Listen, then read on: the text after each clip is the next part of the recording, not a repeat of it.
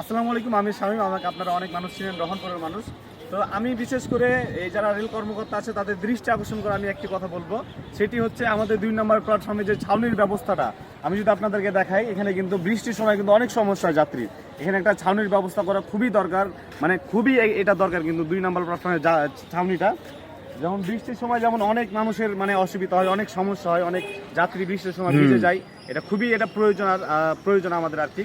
আরও একটা বিষয় হচ্ছে আমাদের রহনপুর রেল স্টেশন, আমাদের 3 থানার মধ্যে রহনপুর পৌরসভাটা হচ্ছে সবচেয়ে ভিআইপি একটা পৌরসভা হিসেবে ধরা হয়, এবং অর্থনীতির কথা বলুন সব দিক দিয়ে আমাদের এই রহনপুর পৌরসভাটাকে মেন জায়গা হিসেবে ধরা হয়। তো রহনপুর রেল স্টেশনটা যে পরিষ্কার পরিচ্ছন্নের বিষয়টা, সেটা আমি আগে মূল একটা আকর্ষণ করবো, আপনার দৃষ্টি আকর্ষণ করবো যারা রেল কর্মকর্তা আছেন।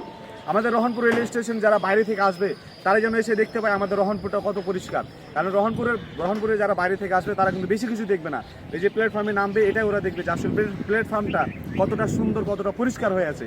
তো আমি বেশি কথা বলবো না, আমি এটুকুই বলবো, আমি আপনাদেরকে আমার হচ্ছে যারা কর্মকর্তা আছেন তাদেরকে একটাই চাওয়া, সেটা হচ্ছে রহনপুর রেল স্টেশন 2 নম্বরের ছাউনির ব্যবস্থা আর পরিষ্কারের ব্যবস্থা, এটা যেন খুব ভালোভাবে যেন হয়, যেন রহনপুরের বাইরের মানুষ এসে যেন রহনপুরের দুর্নাম না করতে পারে, রহনপুরে সে যেন নাম করে যেতে পারে এখান থেকে রহনপুরের। তো বেশি কথা বলবো না, এইটা হচ্ছে আমার কথা। ধন্যবাদ।